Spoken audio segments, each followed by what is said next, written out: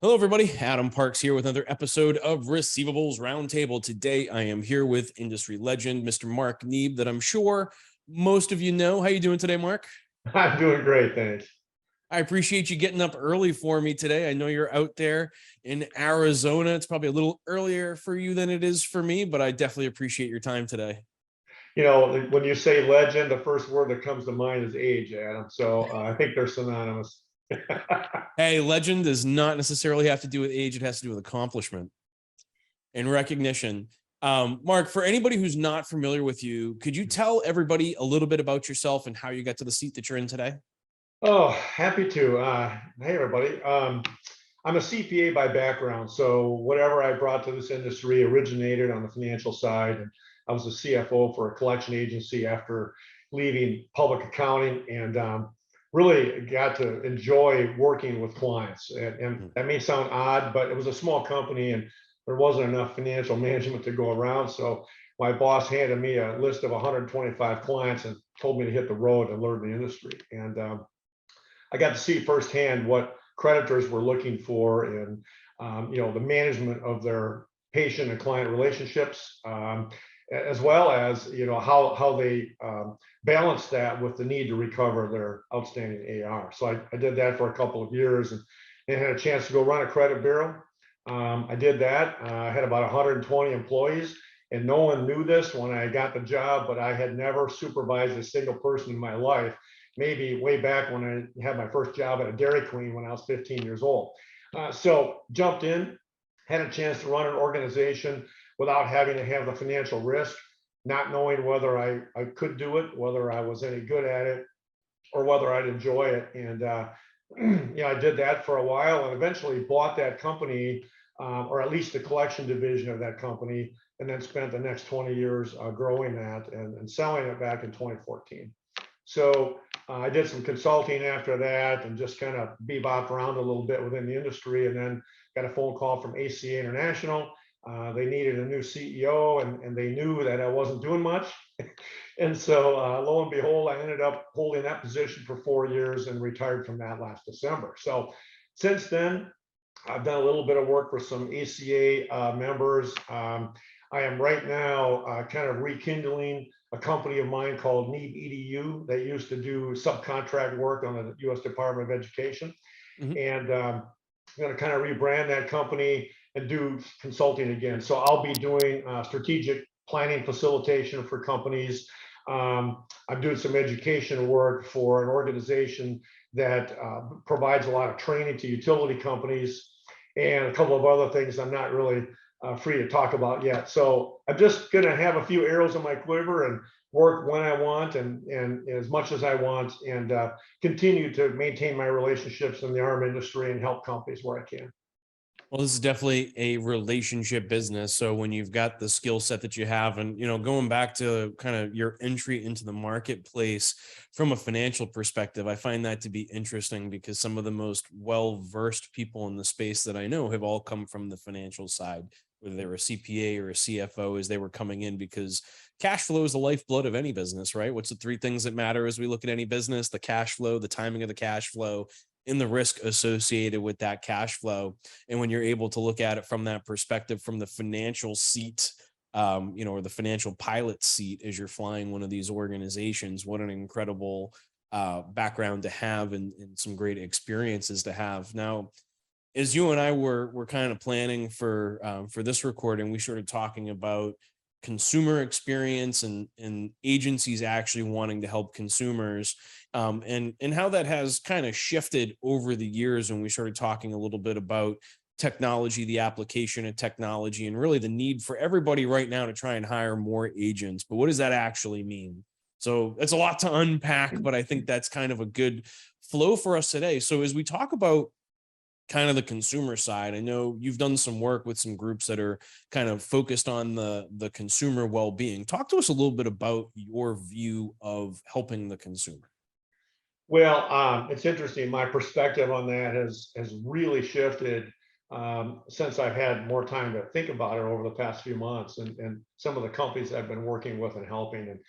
And Adam, and I certainly don't mean this as a put down to anybody in the industry. I mean, in the end, our job is to recover money for our clients, Sure. and consumers are a means of getting there. But at the same time, I think over the course of the past, this is a no brainer, but over the course of the past 20 or 30 years, regulators have certainly played a part in getting collection companies to focus more on the consumer's needs. Mhm. And yet, I still believe today that most agencies go to work in the morning, not so much focused on what they can do for the consumer, but what they can do for their client. And rightfully so. I mean, that's the business we're all in. But I think we're flying closer and closer to the sun, if you will, on the necessity to help consumers and to provide them ways to manage their finances, maybe even on their own, help them keep or improve their credit standing, help them keep or get more credit, help them save face, help them continue to be consumers and behave the way they do, and take care of this debt and feel good about it. And I think that's a real burden for agencies because most companies really, they're not really trained in that. Their staff isn't trained in that. And so I think there's a great opportunity right now, and maybe not just an opportunity, but a necessity to finally, for real, find ways to help consumers that help them while at the same time fulfilling the mission of the agency and the clients that they serve. I think that's always been the tough balance, right? And I've done a couple of videos here talking about the balance of performance and compliance, right? And so there is this balance that we're always have to strike, but collection agencies, law firms, debt buyers are not always built as an educational organization, right? Like their primary focus has never been education. And I think it makes it a little bit more difficult, right? Because they are trying to educate on some level, but they're trying to educate why you need to pay this debt right now. Whereas this broader perspective, and over the last, I'm going to call it 2 to 3 years, we started with Receivables Info, this money chat series where we've had all these agencies and debt buyers, law firms sponsor content so that we can talk about the difference between performing and non-performing credit cards and debit cards, secured and unsecured debts, and try and provide some of those basic building blocks that I just don't see anywhere. I believe the state of Florida at this point is the only one that actually requires financial literacy education in order to graduate high school. So, thank you, DeSantis, for pushing that forward here in Florida. But the rest of the country doesn't necessarily have that. And so you've got all these consumers that have never been taught about money because maybe their parents aren't great at managing money either. And so unless you've got this generational pass down of information, where are you going to learn about insurance products and all these other things? I think it's a very difficult situation for an agency to be in because they don't get paid to educate, right? Like they're not getting state funds for providing educational material. But it has become part of their responsibility, and not only to educate outside, but to educate inside. Because if your collectors don't truly understand the benefits of financial management or budgeting in these things, and then how much time can you spend on the phone doing it? Mhm. Yeah, exactly. And I'm glad you brought that up because I think, when we think about the least sophisticated consumer, and that's always been a reference point in the arm industry, I'm not sure that least sophisticated consumer is getting any more sophisticated today than they were. And it's a mind boggler to me because we collectively have more information available to us than any time in the history of mankind. And yet most people out there don't. I still balance my checkbook, which I know sounds stupid, but Oh, it's the CPA in me. I just have to know where every penny is and where it's gone. And I don't think most people think about money that way. And of course, money is becoming less and less valuable every day right now too. So it's that's a it's whole other really ball game, important right? for We want to talk consumers to about get the educated. inflationary effects and all that, but they don't understand what this inflation means, right? Like I can tell you my weekly grocery bill has increased by at least 33%. Yeah. Right? By a third easily, the expenses have gone for the same products and goods. And if you look at, and as a CPA, I'm sure you've heard this one before, the Big Mac index, right? As we look at the cost of a Big Mac from McDonald's across the globe, looking at that as being a standard basket of goods. This was one of my favorite kind of international business lessons from college. But if you look at that, it is rising across the board, but not in every country. Right. So as we look at some of these indices in terms of what you can buy for the dollar, but don't let me start running down the inflation route. I could talk about that for days. Right. Yeah. But certainly consumers have less financial power than they had even as just a short few months ago, a year ago, let's say. And so it puts them in a quandary. Now, one thing I think that has changed, and I'm going to sound like my dad here, I apologize, but you know, in a recent article I read that the average college graduate right now, their expectation for compensation coming out of college is in excess of $100,000 a year. I know growing up, when I said I worked at the Dairy Queen when I was 15 years old, I lied about my age and showed up on my bicycle because I had to make money. I had to find a way to make some money because if I wanted stuff, that's what you had to do. And it seems like from then till forward, there's been a little bit of a shift in expectations on the part of our young people who are so busy these days, sports, school activities, friends, whatever they've got going. I don't know how many kids lie about their age and jump on a bicycle and go get a part-time job these days, because they have no other way to get the kind of blue jeans they want, or I mean, it was just a different time. And Sure. so consumer expectations, I think, have changed as well. And yet at the same time, I don't think they're any more equipped to handle financial issues than they've ever been. Agreed. And, as we talk about the least sophisticated consumer, you know what I never hear anybody talk about? The least sophisticated employee. Number one, our employees are consumers. And I honestly never thought about it either till it was brought to my attention. I had brought a new person onto the team who had some industry experience, and they came to me and literally said, there's no educational information for the least sophisticated employee. And that doesn't necessarily just mean the least sophisticated individual, but you could also look at it from the perspective of a new person coming into the space. And it's crazy. So we've started creating articles down that path as well. We call it our Receivables 101 series, where we talk about, like, here's the major trade associations in the industry, and how they all fit into the overall economic puzzle that is receivables management. Here's the different events that you should be going to throughout the year. Here's the different laws that apply to this industry. But I had never actually seen this content anywhere. It was just something that I knew. I was lucky enough. I came into this industry. I worked directly for a guy, Ed Forbes, who had been the former head of recovery for Chase. So all day, every day, my first day in this industry, he grabbed his desk, dragged it into his office, and said, "You sit here and don't talk, just listen." And I sat there and I listened for, I don't know, 3-6 months, whatever it was. And I learned an incredible amount, all the right people, all the organizations, right? The companies and how they play into different aspects of it. But I had that learning opportunity. Well, not everybody has that opportunity. I was very, very lucky. So how do we then transfer this knowledge between generations of collectors, or even provide this information to those collectors? Because training classes are only so long. You can only cover so much, and you're covering content as it relates to that least sophisticated employee. How about those more sophisticated employees that want more information? Where can they go to get it? Well, and also, what about the least sophisticated agency or the least Fair enough. sophisticated debt buyer? So it even Sure. rises, I think, beyond that. You said something that really struck a chord. Ed, and Ed's a great guy. Ed had you sit in his office. All right, how many companies right now have employees that they've never met in person? And so now Guilty.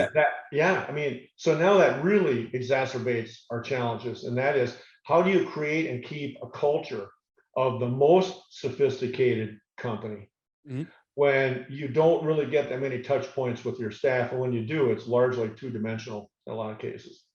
This is that generational pass through, right? Like, how are we going to train that next generation of leadership, that next generation of employee, collector, manager, whatever the role is within the organization? But how do we start to get that back again? And I've done some videos and had a lot of conversations about the enhancement of the relationships when you're dealing remotely. Like, we started hiring an entire office full of people right before COVID. Not one of those people, almost half of my staff, has never met me in person. it's sad to think about the fact that I've never actually been able to meet them in person. And we're trying to do what we can now in this post-COVID world to get back to that face-to-face interaction. But Yeah. how challenging is that for organizations that, that knowledge transfer that happened? If you've got 10 collectors that are together, granted, you're not making money while they're having water cooler chats, but you are, right? Because they're talking about what worked, what didn't work. They're transferring this intangible information between individuals, and that enables them to start solving the challenges that they're facing in their day-to-day work. Yeah. Now, we've got all kinds of new things that we're applying technology to try and solve these problems. AI coaching and automated QA and all these other tool sets that we've tried to apply technology to solve these problems. And I do think that there's some level of that really is helpful, right? We're able to Well, apply yeah. some of that technology. But as we look at this next wave of change that we expect to see in the industry, like we were talking about, we're going to hire new people right now. You got like a people well that you're just going to stick the bucket down and pull up 12 people and take on your next class, or what does that challenge look like over the next 5 years? I think it's acute. I was at an ACA meeting a few months ago, the Committee of 100 meeting, which is a really intriguing setting and idea sharing and problem sharing. And they have a session called Burning Issues. And so they embarked on that. And after about an hour, all they were talking about so far was, how do we find staff? How do we keep staff? How do we keep them loyal? How do we train them remotely? And it went on and on. And eventually, and I was there representing an ACA vendor member, and I finally raised my hand and I said, boy, this sounds like a real problem. Of all the people in this room, how many of you would hire more employees today if you could? And every single hand went up. There must have been 60 hands that went up. And I looked at him and I said, you realize those days are over. If you're trying to grow, they're really over. If you're trying to just maintain a certain size, you may have a fighting chance. But the fact is, you're competing against companies today that you've never had to compete against. And I just happen to have a handout in front of me that I had printed off before I got to the meeting. And I asked everybody to guess who I was talking about when I read down the list of benefits and values that a certain employer is offering right now in the marketplace. Mm.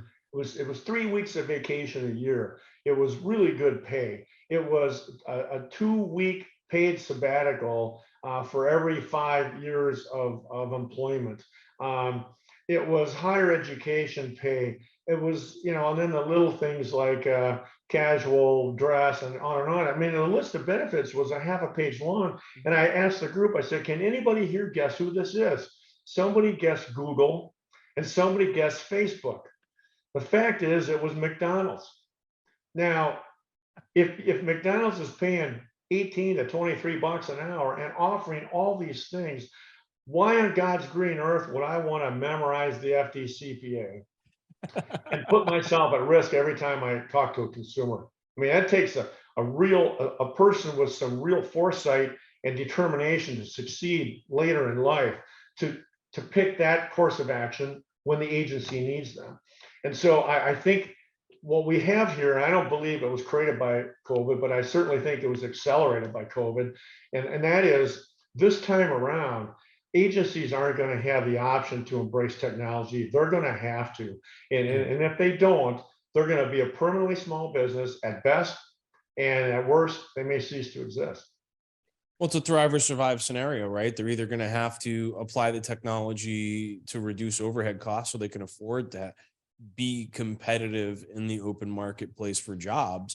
And how about the fact that it's no longer a geographic issue in most instances, right? So everything was like, okay, well, I'm in a small town. I only have to compete with these other businesses as large as they may be in our small town. Well, now you're competing on a global scale for that same talent, right? Like unemployment rates are at an all-time low. And where are you going to go to get these individuals? And, for me, I think I also learned a lot as we looked at COVID, because, so many organizations had their redundancy plans offshore, but when something global happens, offshore doesn't mean anything, right? The world got a lot smaller during COVID. because we were all facing the same things across the entire globe. And it really did change perspectives. Well, and I don't mean to talk about technology in the generic sense, and your listeners are probably wondering, well, give me something I can use. You know, I think, I think there's a group of consumers out there that find themselves with bad debt that really don't see themselves as what traditionally they would consider to be a debtor. They're in a circumstance maybe beyond their control, and they've got options now on who they want to work with and how they want to do it. And I think there's this swath of consumer out there that will utilize self-serve platforms if they're made Mhm. available to them, because the consumer is always going to take the path of least resistance. We already know they don't want to talk to a debt collector, and they've made that patently clear. Thankfully, you know, Reg F comes along and makes it you know, a little easier and more palatable to utilize other types of technology to communicate with consumers, because consumers long ago decided they didn't want to talk to anybody about a bad debt. They're going to get it. They're going to do it their way. They're going to get it their way, or the agency is going to you know, perish. And so I think on the technology side, we see a lot of self-serve platforms that are coming along. And by that, I mean, you know, kind of one-stop shops. And I've been representing a company lately who's been doing a lot of work in that space and is about to release apps in the App Store that will provide more resources for consumers than anything out there up until now. You look at traditional sources like Mint, for example. Mint is one I like. It's a kind of budgeting app that connects to your bank accounts and helps you understand where your money is coming from and where it's going. I think that only scratches the surface. Active budgeting is coming into vogue. So if I spend more money on my Starbucks budget than I should be, that there's feedback coming back from the app saying, hey, you know, you've reached your budget. It's the 15th of the month. You probably better dial back that coffee for a couple of weeks or allocate more money to your coffee budget. And it's a trivial example, but the fact is That makes active sense. budgeting is going to help consumers stay on track rather than just become a budget becoming a static document, for example, or the ability to manage their credit score. The ability to use digital wallets to pass money between organizations without the agency or the debt buyer having to pay third-party processing fees. The ability to get a payday loan online through an app. And you know, I mean, there are 15 or 20 different things right now that a consumer can do if they find it in the marketplace. I think the technology leaders are going to be the ones that bundle those and bring them to the agency, the creditor, the debt buyer. And those companies are going to be successful if they embrace technologies that will allow the consumers, or at least a portion of the consumers that are sitting in their system, to self-manage their account so they can utilize their collectors to do more higher value things. Yeah, I had a consultant years ago tell me, hey, the first rule about outsourcing is you've got to find that $10 an hour work that your staff is doing and offload that so your staff can be doing $100 or $1,000 an hour work. And I think that rings true here with agencies, and it's finally going to happen. Collectors are going to have to be highly skilled people who don't worry about the bell curve of what is happening in the collection process. They're going to have to sit out and help people in the tails on both ends of that bell curve. The bell curve, 10 or 15 or 20 things that a consumer needs over and over and over again, can be automated. There are intelligent chat bots that can manage that for consumers. And so how do you grow tomorrow? How do you double in size of the same amount of staff? Got to embrace this technology and let consumers self-serve and manage their way through if they prove that they can. If they can't, well, they fall back into the bucket of needing the help that we've always, you know, traditionally brought to them. Well, I think you bring up a lot of really good points there. You know, one thing that I always ask people is, how do I say this? If you're a consumer who's paying on a performing note, like, you ever pick up the phone to make that payment? Do you pull out your credit card and your phone and call them, or do you just pay it online? Right? Chances are you just pay it online, because nobody wants to talk to anybody anymore. It's not that they want to talk to a debt collector; they don't want to talk to anybody. I don't want to talk to anybody if I don't have to. If I can accomplish something online, I'm going to the website and I'm accomplishing that. Like, who wants to sit on hold? Who wants to deal with all the things that come across? Now, there are different instances where you may want to talk to somebody, but I think providing that resource and that value add, and getting your employees to work on things that add more value both to the consumer and to the organization is king, right? Let them self-serve as much as they want to self-serve. If you can extend that online banking relationship that the consumer had when the account was active into the post charge-off phase, I mean, what an incredible way to carry all of that through. And it sounds like you're working on some really incredible things over there, Mark, and I appreciate you taking the time to come on and chat with me today. And it was great talking with you. In my absence, a little bit of my absence in the industry since I retired from ACA, I miss all my friends in this industry, and haven't gotten to enough meetings yet. But what do they say? But for the books you read and the people you meet, a year from today, you'll be the same. I'm not ready to walk away from this industry and all the relationships that I've built over the years. So I'm looking around for stuff to do and having fun doing it. And life is a whole lot different when you work because you want to, and just truly helping people, and without the pressure of needing a paycheck. And by the way, that doesn't mean my time is free, but I just don't feel that career anxiety like I did in the past. And it's great to be on your show today here, and looking forward to seeing the folks in person here at a meeting coming soon. Absolutely. Well, thank you so much for joining us. For those of you that are watching, if you have additional questions that you'd like to ask Mark or me, you can leave those in the comments below. We'll both be tagged here on LinkedIn and YouTube. If you have additional topics that you'd like to see us cover, you can leave those in the comments as well. And I'm sure Mark and I will do our best to continue creating great content for a great industry. In the short term, Mark, thank you again for coming on, and we'll see you all again soon. Thanks a lot, everybody. Thanks, Adam. Take care. Bye now.